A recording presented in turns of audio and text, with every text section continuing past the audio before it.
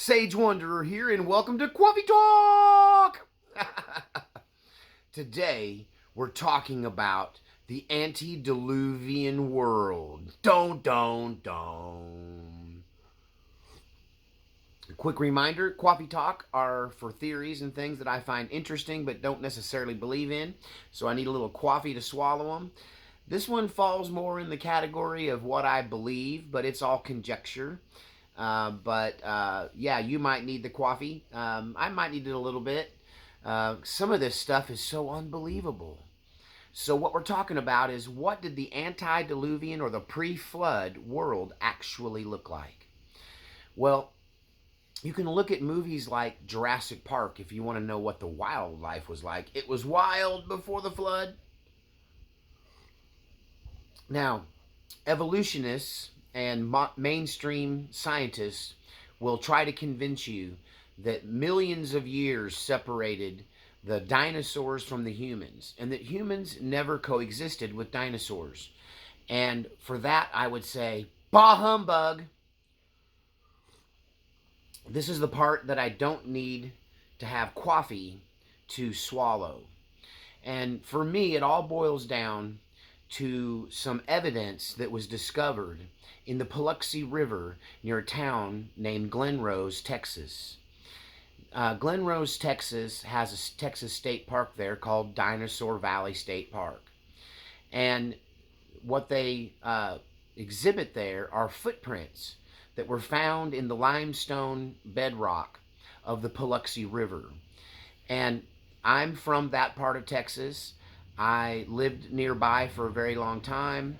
I swam and fished in the Paluxy River. And I have been to Dinosaur State Park there.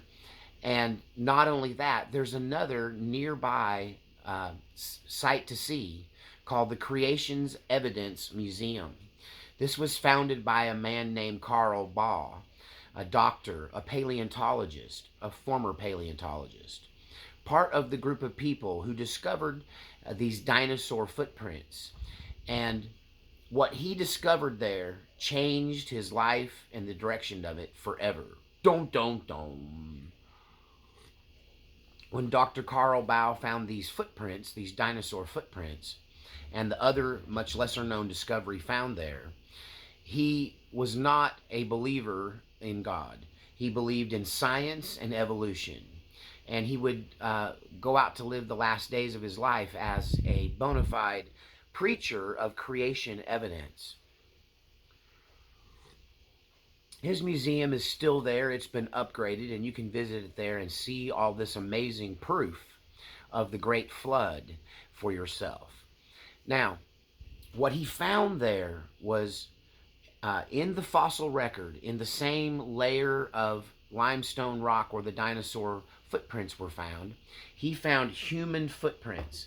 These human footprints, some of them were up to 14 and a half inches long. So my foot is about that big, right? But this cat's foot was that big. All right, 14 and a half inches. And he found these in the same limestone bed that dinosaur footprints were located, indicating just on its surface alone that they were made at the same time. The way these dinosaur and human footprints were made was when there was a slurry, a sandstone slurry, that had the consistency of wet cement. When they stepped in it, it immediately dried and hardened into a substance that had to be chiseled away to have the footprints removed from the bedrock. They had to be chiseled away with hammer and chisel because the slurry hardened into a concrete substance. And you have footprints as distinguishable as those in front of the handprints in front of the Roman Chinese theater. I think they do footprints there too. In the sidewalk made for the stars, to celebrate the stars, they get to put their footprints on, in front of the Roman's Chinese theater in Hollywood. And so These are very distinguishable, clear footprints. At first, the evolutionists were furious. This alone would disprove their timeline and the concept that millions of years separated dinosaurs from humans, where here we have proof of dinosaurs and humans coexisting. So at first, they said they were chiseled. Humans wanted to add their footprints, ancient humans wanted to add their footprints to the fossil record. So these are works of art. However, these footprints have been analyzed. They've been analyzed through taking essentially like an MRI of the rock and seeing this. They've also been cut across so the rock can be examined underneath the footprint. And what you have is a thing called compression. Compression is where the earth is compacted, and the earth around the footprint is of one consistency, and the compressed dirt underneath the footprint is of a different consistency, indicating that the material was compressed and the footprint was pressed in place, not carved. So there goes that theory. Ultimately, this is being covered up. Guess who? It's the Smithsonian. Don't. Big surprise. The Smithsonian are in this kind of stuff more than the lizard people are. If you ever get a chance to watch Y-Files, they got a little goldfish on there, and he gets quite excited anytime they talk about the lizard people. It's the lizard people. Another YouTuber, Y-Files, shout out to them. But this information that Carl Baugh uncovered as part of this team ruined his career because he wouldn't shut up about it. He saw it being swept under the rug in a giant conspiracy, and it made him not just doubt, but discard the whole concept of evolution and a lot of the carbon dating material and this belief that the earth was millions and millions of years old. When you contemplate the concept of humans and dinosaurs existing, you have to, together at the same time, you have to wrap your mind around the two different scenarios. One is humans have been around much longer than any of us ever thought, millions and millions of years.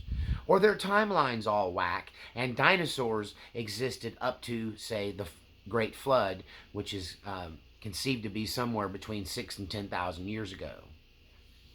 So, one thing I can say about the flood is that even though scientists really refuse to talk about a global flood, they do talk about an extinction level event that destroyed 97% of the air-breathing mammals, like 78% of the sea-going creatures, and up to 57% of even insects and bugs and microscopic life. And so these extinction level events that scientists recognize have been about 6 in all of history were cataclysmic events. But yet they don't really want to talk about a flood because they won't talk about anything that might prop up the Bible stories being based in reality. But don't just look at the Bible for the flood. Look at Sumerian literature. Look at the book of Enoch. Look at every indigenous tribe. At the root of their creation story, at some point, there's a cataclysmic flood that destroys everything. And only a small group of humans survived the event, along with all of the animals and creatures that were alive and well at that time. So what really gets me, because they'll say, people that doubt Dr. Carl Baugh's findings will say that these were created at different times, but one of the most damning pieces of evidence against the evolutionist concept is this footprint that has a human footprint, a giant human footprint, and laid over the top of it is a three-toed dinosaur footprint in the same fossil record as the mainstream dinosaur footprints that you can see replicas of at the museum there at the state park that's ran by the state. They don't talk about these other footprints, these human footprints that are literally laid first, and the dinosaur print on top of it showing the man walked there first. I'm about to sneeze. It's spring in here and I got the window open. So if I sneeze, you know me, I'm just going to sneeze right in front of you. So, dinosaurs and humans existed at the same time. This, I believe, has been proven. Another piece of evidence is that the humans were not very, they weren't completely cavemen. They weren't subhuman type creatures. They weren't even Neanderthal necessarily, because in the same fossil record in Texas, at the same level of these footprints and dinosaur and human footprints found together, at another location was found a hammerhead laid in the same exact kind of rock from the same period of time as the Glen Rose dinosaur footprints. And the hammerhead still has a piece of the wooden handle in place. And it's made from iron, and it's sealed in this rock. And it's sealed in there with fossils from creatures who are believed to have been extinct millions of years before humans existed, but yet here are their fossils in the very rock where a hammerhead and handle that still exists and is fossilized is found. The iron is still intact, and it's of a sort of iron that has elements to it that we couldn't create that kind of iron today. It's not in our known technology, and it's a different kind of iron refinement than the iron refinement you find in the Iron Age. And so this iron preserved a lot longer, especially being sealed in this mud, potentially dropped in the mud and sunk in the same timeline, or even deposited it there as part of the Great Flood that destroyed most everything on planet Earth. But we're not so much concerned with proving the flood as we are in this video. I want to look at what the antediluvian world looked like. We know the following information from a combination of Dr. Carl Bau's experiments and also what we know about dinosaurs in general from mainstream science. So we do know that, for instance, the Tyrannosaurus rex had an immense body size in comparison to its lung capacity. So we understand that at the time that the Tyrannosaurus rex lived, at the time of the dinosaur age, there must have been a much higher deposit of oxygen. Oxygen levels reaching up closer to, say, 25%. If you were to just take a dinosaur from the pre-flood time and put him into our current situation, he would instantly die from being slowly suffocated. It's like intense asthma for him. He would be breathing and breathing and breathing and breathing and still not getting enough oxygen in his blood to feed his cells, and he would perish rather quickly because the lung capacity of those animals couldn't survive in today's world. So we know from science that the time of the dinosaurs, you have a higher level of concentrated oxygen in the air. Potentially what it would require is oxygen content of 25%. Now, we also know that this was a very humid and very much wet environment, that the fossil records show giant ferns and giant plants that we're familiar with today, but before, in the ancient times, in the fossil age, these plants grew to be 10, 20, 50 times the size of plants of the same species of plants today. Imagine fern bushes, which we think of as something like this, being the size of palm trees. And so I can tell you, from having grown up in the Pacific Northwest, in the boreal rainforests of Olympia and the Cascade Mountains, that these places have, to this day, ferns that we think of as this size, being as big as Volkswagens, right? As big as a small compact car. But imagine those being 30 or 40 feet tall.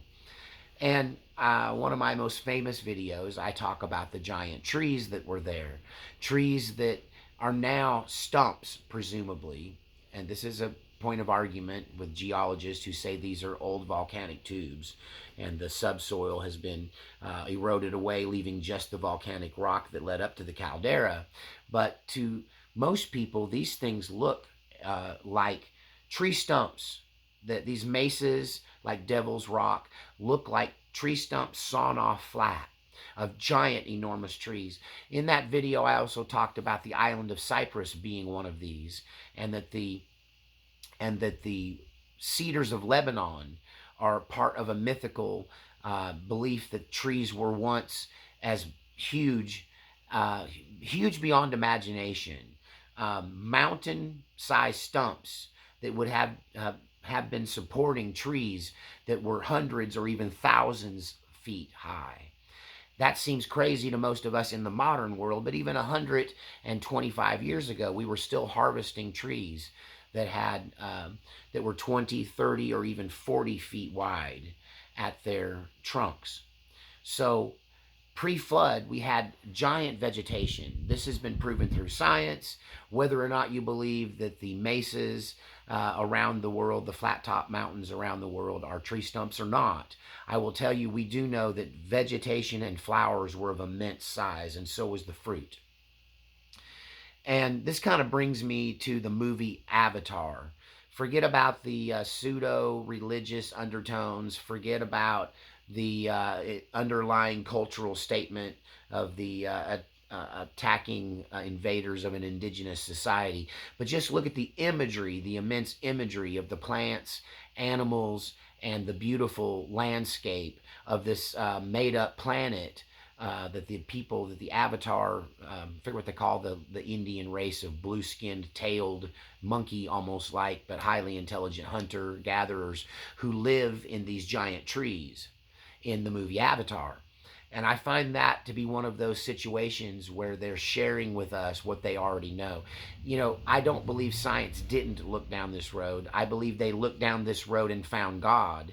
They looked down this road and found giants. They looked down this road and found the Bible. And what they didn't want to do was prove God. That really evolution is less about proving science and how we got to where we are and what the world was like once upon a time, and is more about an open effort to disprove creationism, which I think they've failed at miserably. And part of it is this cover up, the cover up of giants, the cover up of the true nature of some of the monolithic structures, the poo-pooing away of the concept of an advanced civilization like Atlantis being responsible for some of these monolithic structures and great cities, and like the Pyramid of Giza, that there is an open cover up to cover all this up, right down to what happened to Dr. Carl Baugh when he was blackballed from science for finding these footprints, these 14.5-inch footprints, side by side, and in some places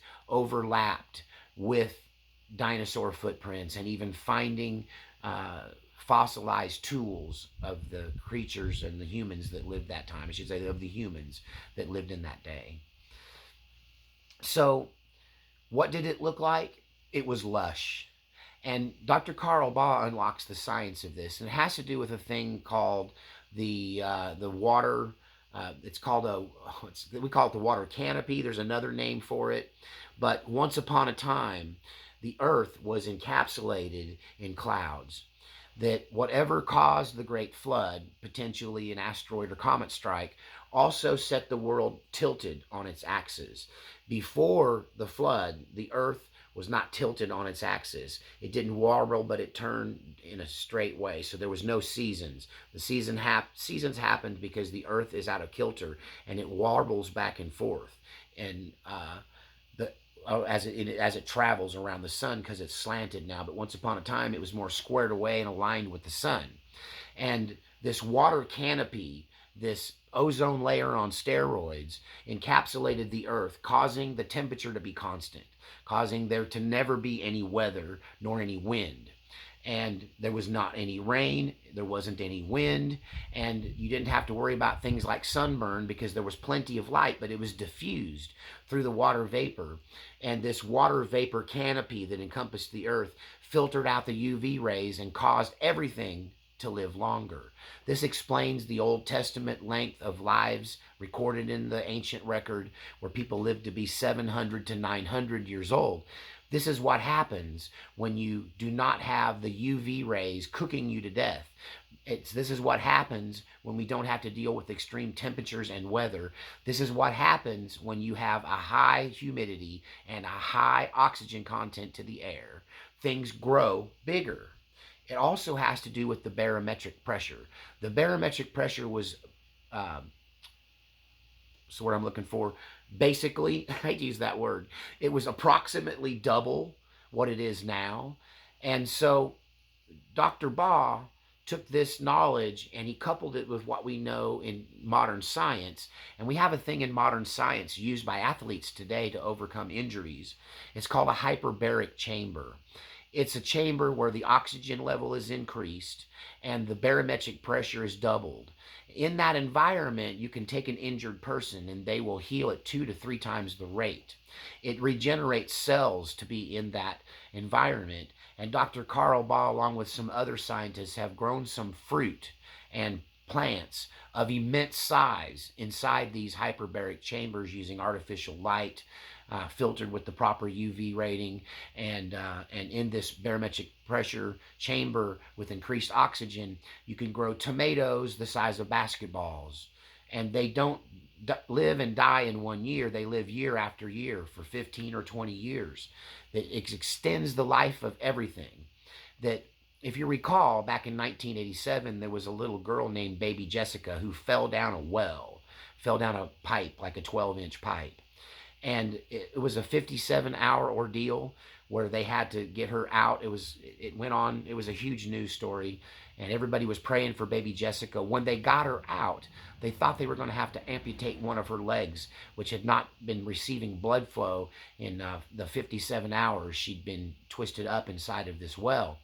And one doctor suggested a hyperbaric chamber instead of an amputation. They put her in there, and they were able to save her leg, and she only lost a couple of toes, just a couple of toes versus the entire leg. So hyperbaric chambers work. They're proven science, and this goes hand in hand with what it was like in the pre-flood world. We had a lower UV rate, we had a higher oxygen rate, we had no extreme temperatures. It was a constant 70 to 80 degrees, depending on where you were, I guess, on the planet. This might have been the time of Pangea, where you had one central landmass instead of continents.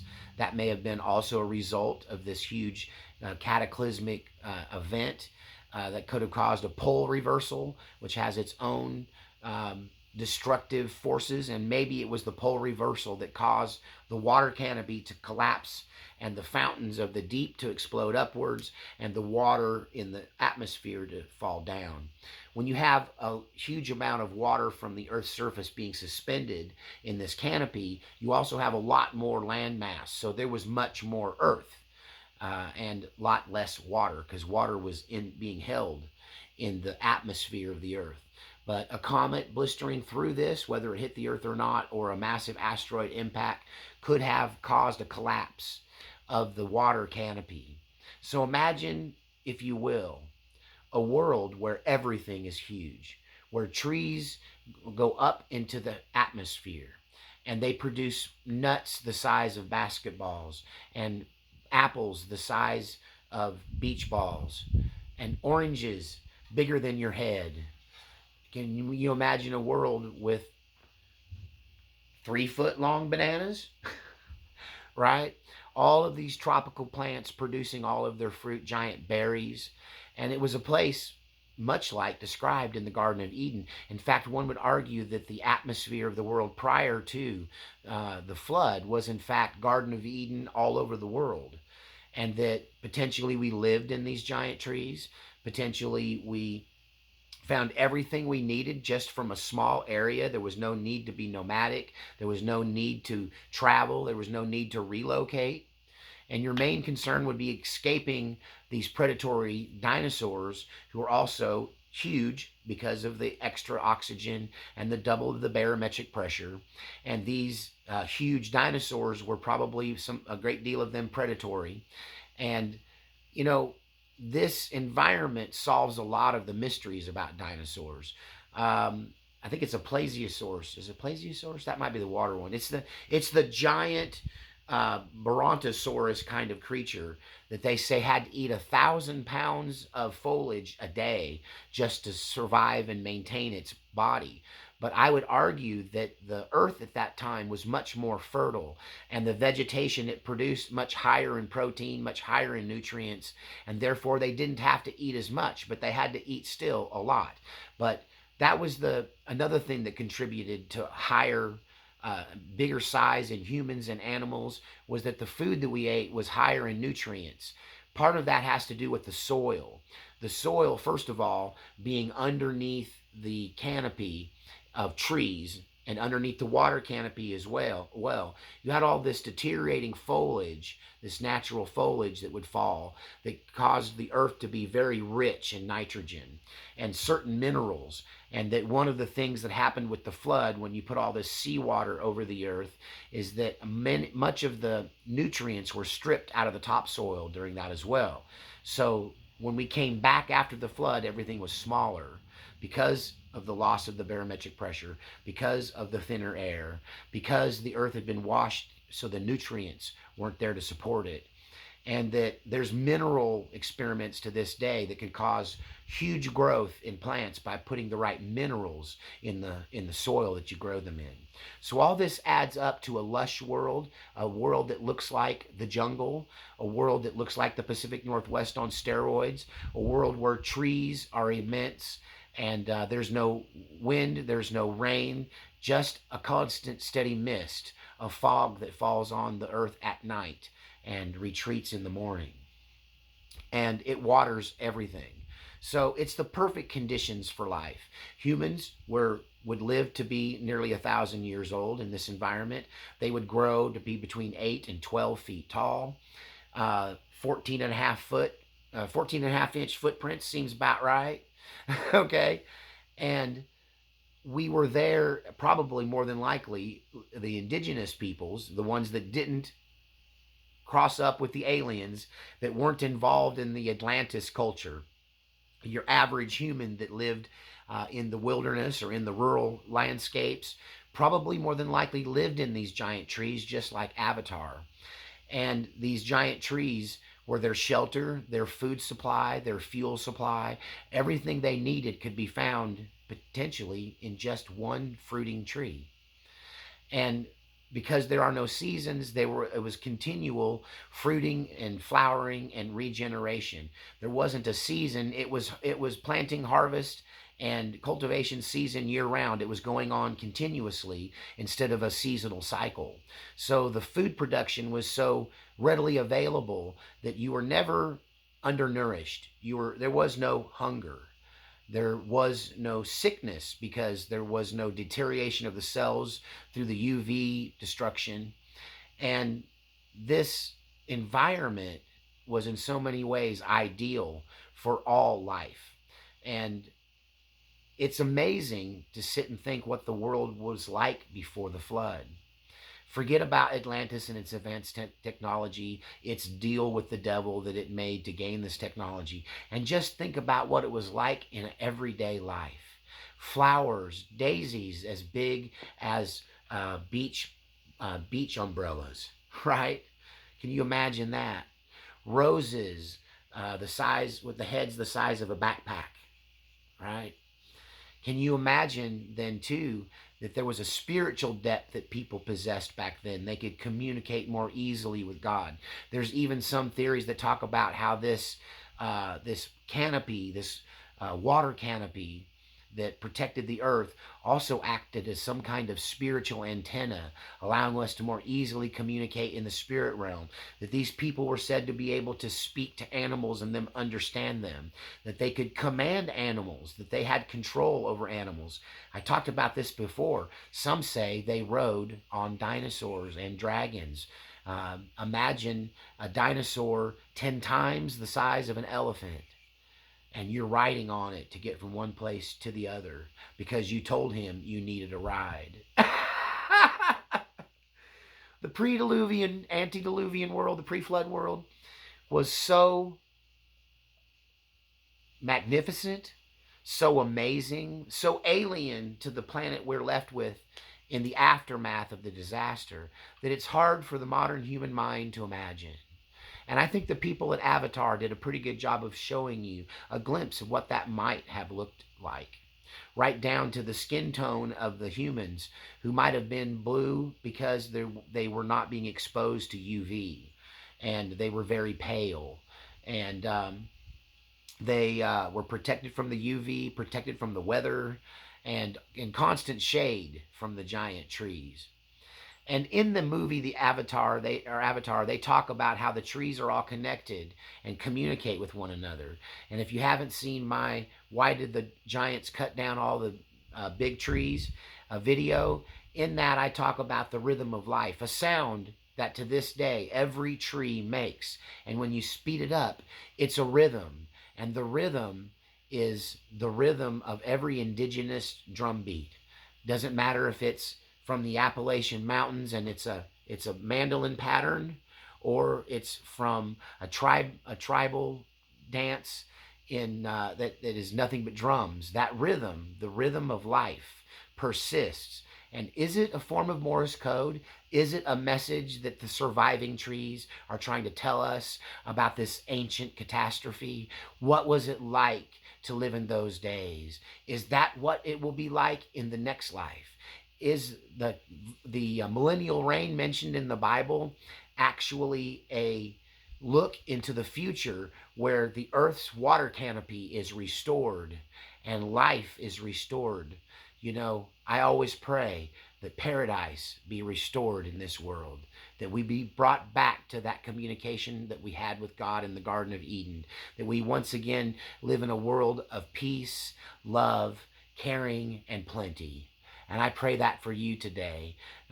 Full disclosure, I am a Christian minister. Everything here comes at you from a position of creationism with a focus on Jesus Christ being the one to point us to the truth, that we are living a life under a curse, and someday this curse will be lifted and we will be elevated and we will be put back in God's original intent in a world of perfection. Please support this channel. There's a link in the PayPal, a link to PayPal in the description. I have a P.O. box listed there as well, and you can contact me through email to have discussions. Please leave a message in the comments. Hit the thumbs up button. Don't forget to subscribe, and we'll see you next time on Coffee Talk, where I did more talking than coffee drinking. We'll see you next time on Coffee Talk.